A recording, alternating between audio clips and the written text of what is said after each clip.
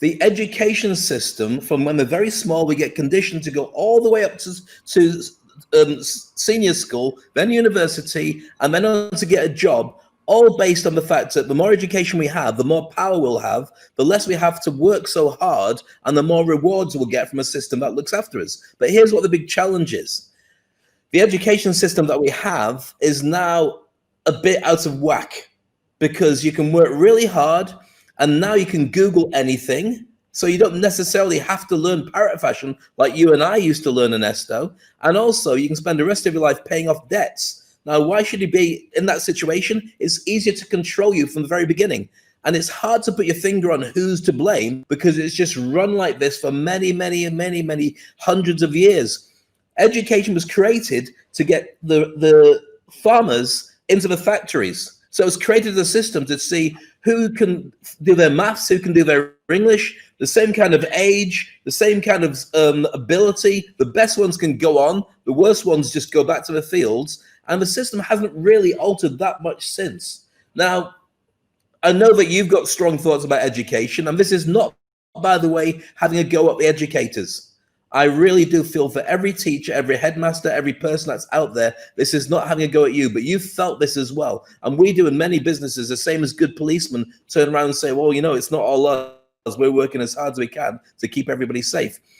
This is a thought that I've felt for a long time. You and I have talked about this many, many times, Ernesto. What are your thoughts on education before we get Gary Vaynerchuk's thoughts? What do you think? I suffered in my education. I mean, I am an extremely right-brain person, and they actually made me be in a very left-brain environment. I mean, I identified myself with Deaf Poets Society and how important it is. And that's why I decided to become a teacher. And I mean, my way of teaching has always been very unorthodox, because I understand how you have to get to people's feelings. And this is exactly what we have not had.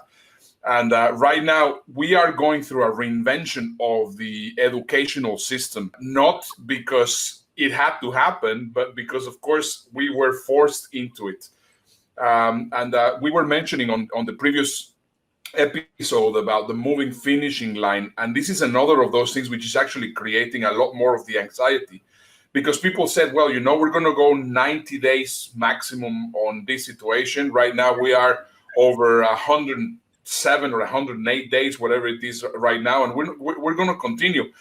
And I believe that even if the virus disappears, the world will never be the same again, because schools are going to be different, the way of teaching are going to be different, is going to be different, and whoever was teaching the way that they were teaching and the way that we have been affected because of education are going to have to change. So this is just something that I am very passionate about, and I feel very bad about it, because you're right. I mean, one of the things that is affecting us right now is the way that we were educated.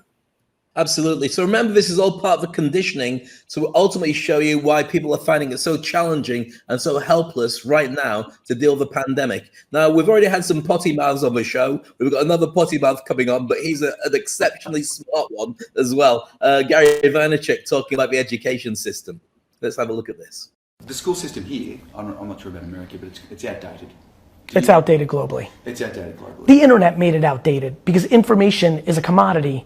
And the school system was built on memorization of information. Why do I have to do any math? I have a calculator on my iPhone that can give you any math. Yeah. I don't need to know anything. I can ask Siri and Alexa in 2 seconds, they'll give me the answer. You know, who cares about the periodic table when I can tell you what, like it's so uncomfortably outdated globally because it's predicated on memorization of information in a world where we have information at our fingertip within a second for zero cost. The whole thing's dead. How do we fix it? It's the parents' responsibility. It's the parents' responsibility to not buy into the self-esteem wrapped up in your child going to a top university. We don't need to boil the ocean. Parents need to make sure their kids are happy. If we all collectively actually gave a crap about the happiness of our children, it would fix itself. Unfortunately, we care more about the judgment of our contemporaries about what our children are accomplishing more than caring about our children. This is an issue of modern day parenting and insecurity and keeping up with the Joneses, not a school system problem. Caring what other people think. It is the devastation of our society. Yeah, because so many people watching this will be like, no, you need a university degree. You need that to fall back on. What do you Fall say? back on what? Yeah. Every company's not requiring a degree to get hired anyway. The greatest companies in the world, Amazon, Google, are no longer requiring degree anyway. So what are you falling back on? Now, you know, that's like saying you need to keep a horse on hand in case the car doesn't work. It's ludicrous. It is ludicrous. It is ludicrous. Yeah. And it's completely predicated on the framework that the parent grew up with, and more importantly, the judgment that their parents are putting on them, or how they want to keep up with everybody else. Because the people that they eat dinner with at the country club on Sunday night, their daughter's going to the big university, and they want, it's just ludicrous. It is sad. I'm a byproduct of parents that were strong enough to not care about what other people thought, which is why I'm happy. And I would like to use what the gift my parents gave to me as something that I communicate to the world, hopefully inspiring one parent to give that gift to their child. Yeah, what do you say to that entrepreneur, that young entrepreneur at school, hating school, wanting to leave school, but has to stay at school? What do you say to them? Enjoy the vacation, because you're gonna work the rest of your life. 2, don't be a hypocrite. If you're such a tough guy or gal, stop taking mommy and daddy's money. If you're such an entrepreneur, go buy your own iPhone. Start practicing now. The quicker a child gets off a parent's payroll, the more likely they will be happy in life. I haven't seen this. I haven't seen this video, and I think it's phenomenal. I mean, it is exactly as it is. I mean, it's like yeah, we're gonna keep a horse just in case the car doesn't work. But it's there, and again, I'm not blaming the educators, I'm not blaming the teachers and everybody who's working really hard, but what we've got now is a really strange phenomenon. And I heard a phrase today that I'm going to share with you, Ernesto, which explains what the economy is. It's a liquid economy now, where literally everything's moving up and down, it's flowing, it's falling into bits and so on. We've never had this before. We had straight lines, or at least with disruption, so you had to go over and find your own way. But literally, it's all over the place. What's your thoughts? Yeah, my thoughts is the following, coming back into what I was saying about conspiracy theories. And this is an important thing. Why is it that otherwise intelligent people believe in some really crazy stuff? Unfortunately, one of the challenges of the educational system is that they have imposed bullshit belief systems in our heads. And that's the whole thing.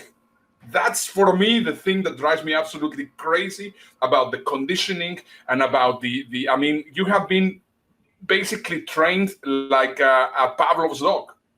And that's exactly what I have an issue with. I was actually going to show the video of the Pavlov's dogs today, but we'll save that maybe for fast forward. But you're absolutely right. I mean, every school report I had said Dave is a disruptive influence. If only he would stop talking and behave, he might be able to get some better grades. Who cares? I get paid now to normally travel the world. I'm doing it online now. And I teach people how to be disruptive. And who do I teach? The top people in industries, ambassadors, millionaires, billionaires, success stories, CEOs. They all want to get now to say, how do I do this better? How do I talk to people? How can I be more effective? That's the stuff I learned at school, and they tried to beat it out of me. So let's get this down. We're talking about the indoctrination of young people. So from childhood right up until the age you're at now, they've got to do things a certain way. Now, what I want to do is, we've already bashed education. I don't want to spend my time bashing education. That's not what I'm here for. I want to talk about the conditioning that leads to a problem where people feel helpless, lonely, and unable to deal with things. And what I want to do now is share something that Trevor Noah said on one of his brilliant monologues.